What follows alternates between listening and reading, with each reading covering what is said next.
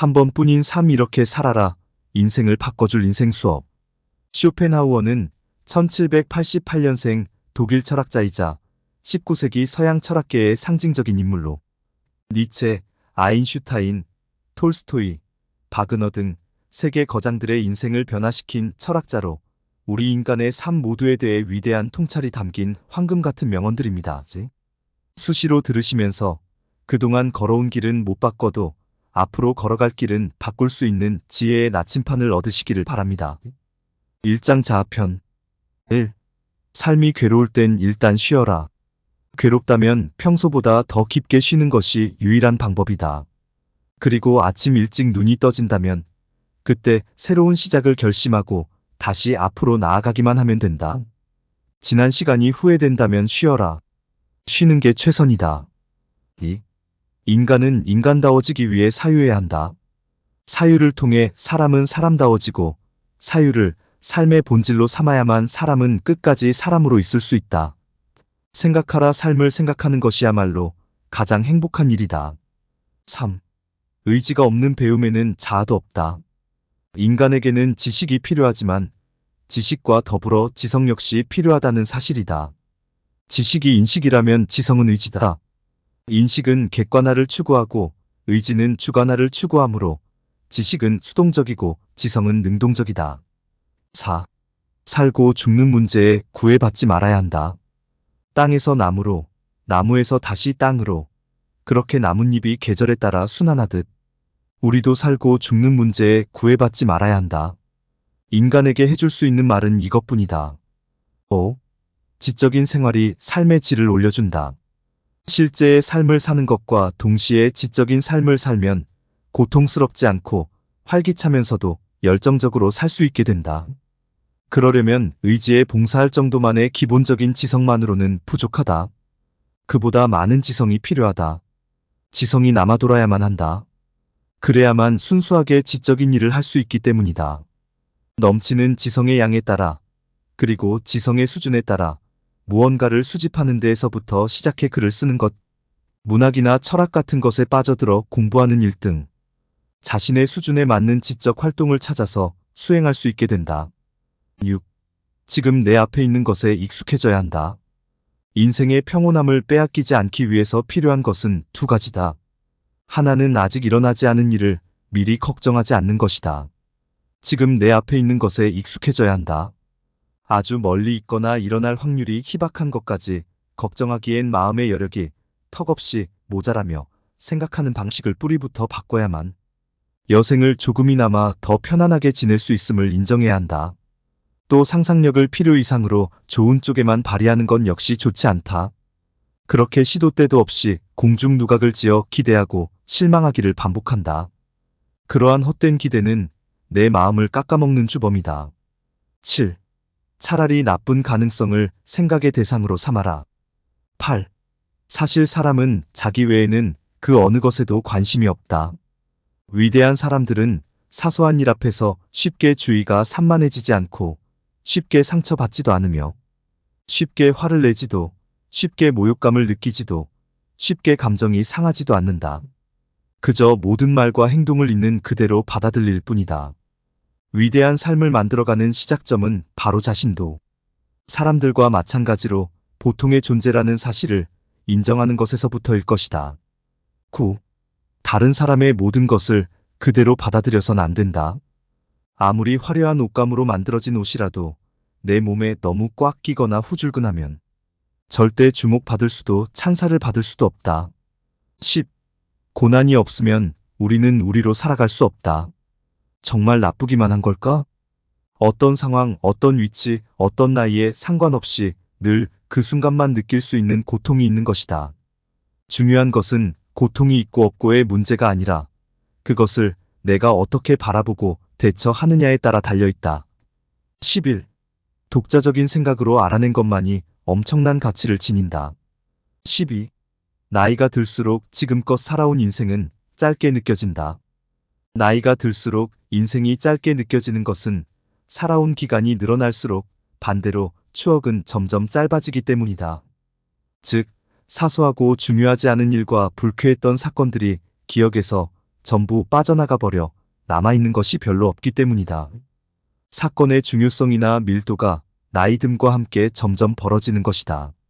게다가 우리는 불쾌한 경험이나 사건을 다시 떠올리는 것을 좋아하지 않는다. 좋았던 일도 좋지 않았던 일도 모두 다 내 인생이다. 13. 행복하기 위해 행복을 제거하라. 인생은 불행해지기 쉬워도 행복해지기는 어렵다. 행복을 포기하는 것은 위선도 아니고 절망도 아니다. 오히려 가장 현명한 선택이다. 인생의 지혜란 어떤 일을 겪고 어떤 사람을 만나고 어떤 상태에 놓이더라도 실망하지 않고 기대하지 않고 놀라지도 않는 중용의 미덕이다. 크게 실패해도 크게 슬퍼하지 마라. 크게 성공해도 크게 기뻐하지 마라. 나이가 더 많이 들면 알게 되겠지만 인생에는 사실 크게 휘둘릴 만큼 가치가 넘치지 않는다. 오히려 그를 화려하게 여길수록 위험해진다. 세상은 하나의 거대한 무대다. 눈에 보이는 건 겉모습뿐. 연극이 끝나면 화려한 무대는 철거되고 텅 빈 창고만 남을 것이다. 그리고 그러한 연극을 필요 이상으로 즐긴 사람은 그 후에 적막까지도 감당하게 되리라. 14. 밝음만이 행복에 직접적으로 작용한다. 밝은 사람이 되려고 애써야 한다. 행복한 사람에게는 늘 그에 맞는 행복한 이유가 있다. 그리고 그 이유는 자신이다. 건강한 자신은 재산을 대신할 수 있는 동시에 다른 무엇으로도 대체가 안 된다. 그러므로 누군가가 행복한지를 알고 싶다면 그가 밝은 사람인지를 보면 된다. 만약 그가 밝고 쾌활하다면 그가 젊든 늙었든 키가 크든 작든 가난하든 부자이든 상관없이 그는 행복한 사람일 것이다. 밝음만이 현재의 행복에 직접적으로 작용한다. 15. 좋은 기운이 들어올 수 있도록 당신은 움직여야 한다. 밝음은 움직임으로부터 온다. 16. 세상에서 가장 어려운 일은 자신을 알아가는 것이다. 인간의 본성은 근본적인 의지다. 이 의지는 끊임없는 욕망과 불만으로 표현된다. 인간이 겪는 고통과 불만족은 끊임없는 욕망에서 비롯되는 경향이 많다. 자신을 알아가는 여정은 나의 취향이나 상처를 이해하는 것을 뛰어넘어 인간 본성의 근본적 요소와 마주하는 행위인 것이다. 자기 인식의 여정은 결국 해탈로 이어진다. 자신의 본성과 욕망을 이해함으로써 불필요한 욕망에서 벗어나 진정한 평화에 이르는 것이다. 인식이 없다면 해탈할 수 없다. 내가 어떤 사람인지, 내 안에 어떤 욕망이 있는지 알아가는 것은 내면의 평화와 해탈을 향해 가는 지름길이다. 2장 1편 17. 내 몸과 마음이 불쾌해지지 않는 기준을 스스로 정해라. 타고난 재능과 기발한 생각의 방식도 있겠지만 가장 중요한 것은 건강하고 활기찬 생활이다. 건강하고 활기찬 생활을 오래도록 관리하려면 그만한 대가를 치러야 한다. 좋은 습관이 그 대가라고 할 수 있는데 좋은 습관을 기르는 습관이 있다면 그것은 무엇보다도 인내다. 인내는 무조건 참고 견디는 것을 말하는 게 아니다. 자기 몸이 견딜 수 있는 범위를 깨닫고 그 범위 안에서 유지하는 것이 진정한 인내다. 견뎌내지 못할 때까지 버티는 건 멍청한 짓이다. 18. 불행을 이미 지나간 사건으로 깔끔하게 인정해라. 불행은 그 자체로 징계다. 불행이 이미 지나갔는데 자기 징계를 반복하는 것은 그 자체로 또 다른 불행을 불러오는 비극이 된다. 명백히 저지른 실수에 대해 변명하거나 축소하거나 미화할 필요는 없다. 깨끗이 인정하고 징계를 받고 우연히 생긴 비극으로 인생의 페이지에 적어둔 뒤 책장을 덮어버리면 그만인 것이다. 19. 매사에 충실하는 것이 성공을 위한 비결이다. 매사에 충실하는 것이 자신의 성공을 위한 비결이다. 과거의 성현들은 하찮은 일에도 최선을 다했기에 큰일이 닥쳤을 때 이를 두려워하지 않고 자신의 의지를 관철할 수 있었다. 이는 모든 자연의 이치에서 통용되는 말이기에 사자는 토끼 한 마리를 사냥할 때도 최선을 다한다라는 말을 통해서도 알 수 있다. 20. 성공하는 사람은 정직하다. 보는 사람이 아무도 없더라도 자신의 일이라고 생각하는 것은 한 개도 빼먹지 않고 해낼 정도로 정직하다. 자신이 정해놓은 루틴에 맞춰 자신을 단련하고 다그칠 뿐이다. 누구의 앞에서도 정직하고 예의를 갖출 것, 거짓말하지 않고 뭐가 됐든 주변에 나눠줄 것, 타인의 실수 앞에서 관대할 것 같은 규칙을 설정해두고 매일 같이 그것을 마주해보자. 20일. 당신에게 주어진 것을 10분 활용해야 한다. 나는 무엇을 잘하고 무엇을 못하는지, 내가 가진 것은 무엇이고 가지지 못한 것은 무엇인지를 자세히 파악하는 것, 스스로를 더 잘 이해하는 것, 즉, 철저한 자기 객관화가 무엇보다도 필요한 이유이다. 22. 좋은 결과 앞에서는 힘껏 기뻐해라. 우울한 사람은 10가지의 알 중 9가지를 성공하더라도 이 성공을 기뻐하지 않고 실패한 한 가지 일에 대해 화를 낸다. 반면에 밝은 사람은 성공한 한 가지 일에 기뻐하며 실패한 나머지 9가지 일에 대해서도 스스로 위로하고 격려하는 방법을 알고 있다. 하나의 행동이 모이면 습관이 되고 습관이 모이면 태도가 되는 것처럼 그런 시간들이 모여 커다란 변화를 만들어낼 테니까 실패를 바라보기보단 성공을 바라봐야 한다. 그래야 나아갈 수 있다. 23. 재앙을 피하는 것이 곧 위대한 성취다. 잘 되는 집단은 승리에 도취되어 있지 않는다. 평상시처럼 해야 하는 일에 집중한다. 눈앞의 요행을 손에 넣으려 골몰하기보단 앞에 도사리고 있는 위기를 어떻게 하면 조금이라도 다 피할 수 있을지에 집중하는 것이다. 24. 충분히 생각하되 결정은 빠르게 해야 한다.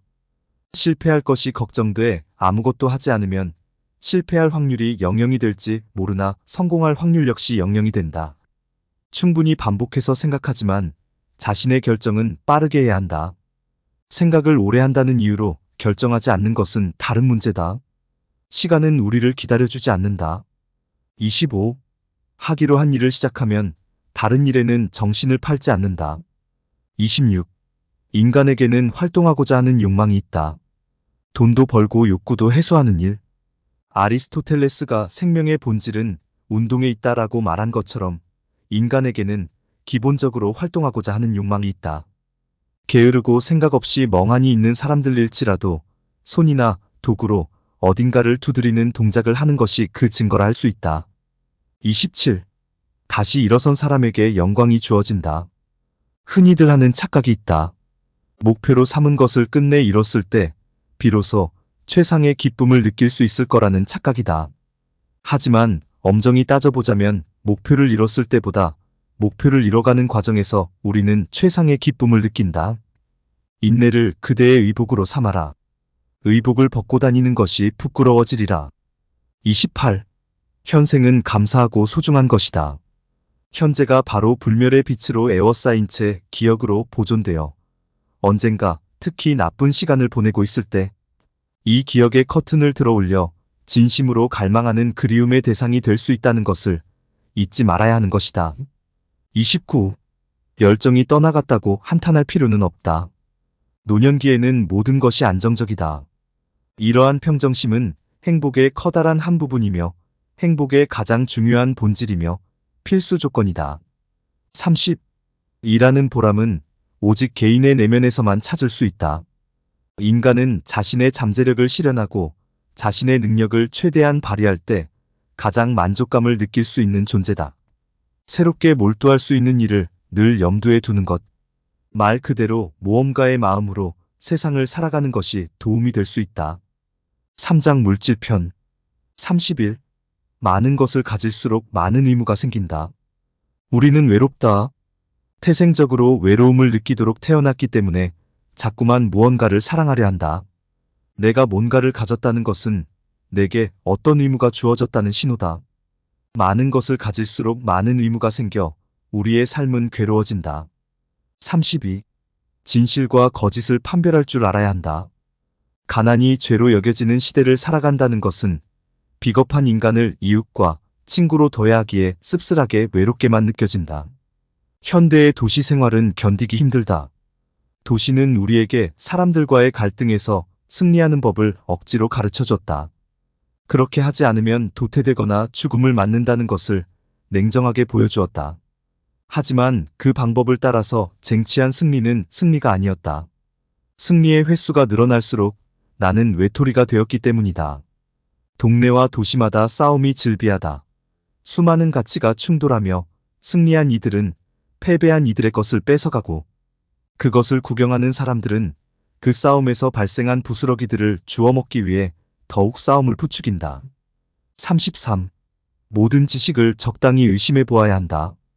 지식인의 모습은 크게 둘로 나뉜다. 세계의 본질을 밝혀내기 위해 자신의 살을 깎아가며 외로운 싸움을 이어가는 자와 그저 이득을 얻기 위해 세계 곳곳을 서성이는 자다. 그리고 오늘날의 지식인은 대부분 첫 번째가 아닌 두 번째 부류에 속한다. 세상은 지식을 팔면 돈이 생기는 구조로 바뀐 지 오래지만 지성이 있는 사람이라면 순수한 열정으로 배우고 공부하는 일을 지향해야 한다. 그렇게 가끔은 내면의 절박함과 자기 희생을 묵묵히 감수해내야 한다. 34. 가장 강력한 즐거움의 원천은 건강이다. 건강한 거지가 병에 걸린 왕보다 행복하다는 말도 있는 것처럼 건강은 그 어떤 외부적인 재산이나 자극보다 중요하다. 몸과 마음의 완벽한 건강으로부터 만들어지는 밝은 마음과 생기, 통찰력과 의지, 양심과 같은 것들은 사회적인 지위, 직책, 돈으로도 대신할 수 없는 자산들이다. 35. 과연 소외층을 위한 복지는 잘 이루어지고 있는가? 2023년을 기준으로 재소자 1인당 연간 수용비가 연평균 3,100만 원이다. 2023년 1인 가구 중위소득이 연 2,400만 원인데 말이다. 재소자가 감옥 안에서 최소한의 혜택을 누릴 수 있도록 인적, 물적 자원을 사용하는 것은 긍정적인 영향을 준다. 사회로의 재통합을 도모하고 범죄를 줄일 수 있기 때문이다.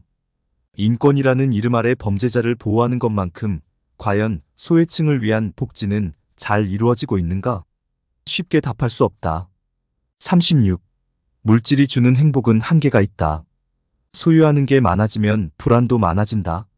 잃을 것이 많아지기 때문이다. 행복은 절대적인 것이 아니다.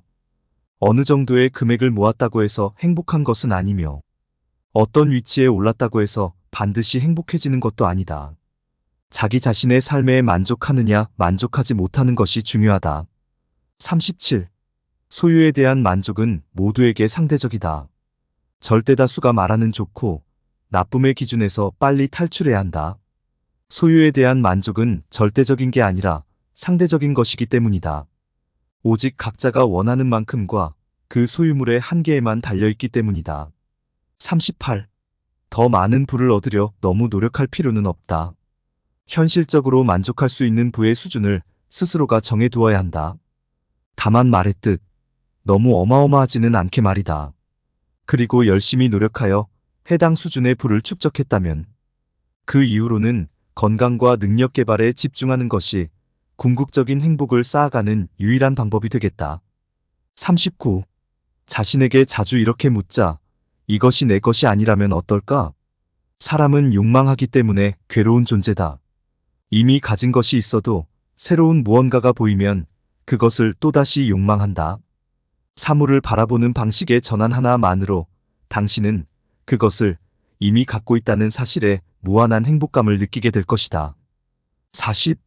하찮은 지금일지라도 가장 찬란했던 과거보다는 우월하다. 하찮은 존재라도 가장 중요한 과거보다는 우월한 것이며 현재와 과거의 가치 차이는 없음과 있음의 차이만큼이나 압도적인 것이다. 41. 나보다 슬픈 자를 보는 일이 나를 웃게 한다. 행복과 만족은 소극적으로 느끼고 슬픔과 괴로움은 적극적으로 받아들이는 것은 인간에게 벌처럼 내려진 재앙이다. 인간은 이러한 징벌 때문에 아무리 소유해도 감사함을 모르고 매번 한 걸음 늦게 사물과 사람의 소중함을 깨닫고 후회한다. 42. 독서는 생각하는 사람을 변화시킨다. 당신의 영양은 어떻게 충족해야 하는 것인가? 바로 책이다. 지적으로 성장하고 깊이 있는 이해를 얻는데 중요한 역할을 하는 것은 책이다. 오랜 세월 쌓인 지혜와 경험을 담고 있는 책이라는 사물은 새로운 관점을 확장하고 깊이 있는 통찰력을 얻을 수 있는 좋은 수단이 되어준다. 독서의 또 다른 참 의미는 책에서 접하는 다양한 이야기를 통해 나 자신의 가치관을 들여다보게 된다는 점에 있다. 새로운 생각을 받아들이고 해석하는 과정에서 넓어지는 것은 나의 자아다. 폭넓은 지식과 풍족한 경험은 새로운 관점을 제공하고 죽어있던 감정을 자극한다. 책은 정신의 먹이다. 43. 인간은 자신의 운명을 자신의 성격에 의해 만든다. 인간의 삶은 우연의 연속이 아니다. 오로지 선택과 행동에 의해 결정되는 것이다. 인간의 행동은 내재된 의지에 의해 조종되며 우리의 행동과 운명은 우리 내부의 내재된 의지에 의해 결정되는 것이다. 우리의 성격은 우리가 태어난 날부터 함께하는 것이다. 욕망, 가치관, 행동, 패턴, 습관 등을 결정하는 것으로 우리의 삶에 막대한 영향을 미친다. 44. 노동자에게는 노동의 대가 대신 더 힘든 노동만이 남겨진다. 45. 돈은 자유를 구매할 수 있게 하지만 동시에 인간을 새로운 종류의 노예로 만든다. 돈과 재산에 대한 건전한 태도는 다음과 같은 방법들로 함양할 수 있다. 맨 처음으로는 욕망의 조절이다. 무한한 욕망이야말로 인간 불행의 근원이다. 물질적 소유에 대한 집착을 줄이고 더 간소하고 의미 있는 삶을 추구하자. 다음으로는 내면의 가치 인식이다. 진정한 만족과 행복은 내면으로부터 비롯된다. 따라서 돈과 재산을 추구하는 것이 아니라 자기 자신의 내면적 발전과 정신적 만족에 더 많은 가치를 두어야 한다. 마지막으로 만족과 감사의 중요성을 인정하는 것이다. 끊임없이 더 많은 것을 추구하기보다는 현재의 상황에서 만족을 찾으려는 태도는 내면의 평화와 행복을 증진시킬 수 있다. 사장 관계편 46동지를 구별하는 가장 좋은 방법은 소문이다. 인격의 특징 중 하나는 이중성이다. 조언이 필요한 사람일수록 간섭받는 것을 싫어하고 위로가 필요한 사람일수록 동정을 환멸하다. 타인의 재능이나 풍족한 삶을 보고 대다수 사람이 칭찬과 격려를 할 것 같지만 속으로는 시기와 질투심에 사로잡힌다. 가까울수록 거리를 두고 만약 그 사람이 나의 진정한 친구인지 확인하고 싶다면 소문에 대처하는 자세를 보라. 47. 명예와 체면이 진정한 자랑거리가 될 수 있을까? 명예는 종이로 만든 왕관에 불과하다. 48. 부모는 자신이 희생했던 것들을 자녀에게 투영하려 들기 시작한다. 대부분의 부모와 자식 사이의 문제는 묶여있는 매듭을 거꾸로 풀어가는 방식으로 해결할 수 있다. 나의 말과 요구가 자녀에게는 폭력적으로 다가가지는 않을지를 염려하고 나의 부모가 과연 어떤 것을 포기하면서 살아왔는지를 차분하게 생각해보는 것이다. 49. 과도한 관계 의존도 일종의 질병이다. 지혜로운 사람은 고독으로부터 두 가지 이점을 얻는다. 첫째는 자신과 함께할 기회를 얻는다는 점, 둘째로는 남과 함께 하지 않을 기회를 얻는다는 점이다. 건강함과 밝음이 있는 사람은 혼자 있는 시간을 고난의 시간으로 여기지 않는다. 오히려 나 자신과 설레고 즐거운 데이트라고 생각한다. 50. 배울 점이 하나라도 있는 친구를 사귀어라. 친구라는 참 뜻을 제대로 아는 사람은 아무에게나 함부로 친구라는 이름을 허락하지 않는다. 51. 사람들이 원하는 모습을 언제까지나 보여줄 수는 없다.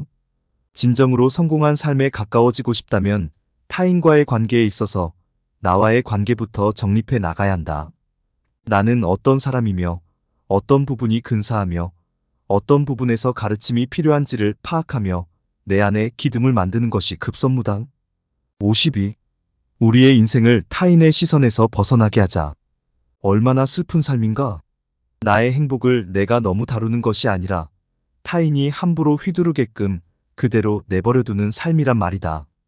단 하루라도 타인을 위한 삶이 아니라 온전히 나만이 가득한 삶을 살아보고 점점 더 그런 날을 늘려가기를 바란다. 53. 적당한 범위 안에서 관계들을 최대한 단순하게 정리하라. 노년기가 청년기보다 슬프게 여겨진다. 인생이 진행될수록 우리의 목적과 관계의 영역이 점점 확장되기 때문이다. 넓은 곳에서는 불행이 자라난다. 권태감을 일으키지 않는 적당한 범위 안에서 삶의 여러 관계를 단순하게 정리한다면 행복은 머지않아 당신 집의 문을 두드릴 것이다. 54. 상대방에게 너무 다정한 사람이 되어서는 안 된다. 소중할수록 무심해야 한다. 55. 누군가의 잘못을 그냥 잊어버린다면 그는 같은 잘못을 또 저지른다. 누군가의 잘못을 무작정 용서하고 억지로 잊는다는 것은 자신이 한 사람에 관해서 겪은 귀중한 경험을 길바닥에 내던져버리는 것과 같다. 사람은 개개인이 하나의 세계이다. 그리고 그 한 사람과 관계를 맺는 일은 온 세계를 개척하는 일과 같다. 56. 때로는 믿는 척하고 때로는 믿지 않는 척해라. 57. 분노나 증오를 보이는 가장 좋은 방법은 행동이다. 차갑게 화내라. 마음이 분노로 들끓을수록 오히려 마음 바깥은 차가워져야 한다. 분노의 표출이 뜨거우면 뜨거울수록 전달력은 떨어지며 상황이 위험한 쪽으로 치닫거나 때로는 비웃음 거리로 전락해버릴 수도 있기 때문이다. 58. 세상에서 나만 우울해하고 있다는 착각을 버려라. 우울은 나만의 것이 아니다. 길을 걷다 마주치는 이름도 모르는 사람들에게도 나름의 우울은 있다. 그렇게 우리는 다들 각자의 싸움을 하고 있으니 피차 힘든 사람들끼리 서로를 측은하게 여겨야만 할 것이다. 그러한 눈물겨운 움직임들을 우리는 인류애라고 부를 수 있을 것이다. 59. 자신감이 넘치는 사람은 오히려 과묵하다. 자신감이 넘치는 사람은 어차피 내부로부터 그 감정이 샘솟고 있으니까 굳이 다른 말을 하거나 행동을 취할 필요가 없다. 그러나 허영심만 있는 사람은 어쨌든 타인이 나를 우월하다고 여기게 하기 위해선 나를 보게 해야 하니 화려한 옷을 입든 큰 목소리를 내든 이력을 화려하게 적어놓든 이목을 끌어야 하는 것이다. 내적인 실력과 신념이 진짜 자신감을 만들어준다. 그리고 사람을 사귈 때마다 허영심과 자신감을 잘 구분해야만 좋은 사람을 가려내 곁에 둘 수 있게 될 것이다. 60. 판단할 기회를 남에게 양보하지 마라. 권위 있는 사람들의 100마디 말보다 당신이 직접 사유 끝에 내놓은 한마디 말을 더욱 보석처럼 여겨라.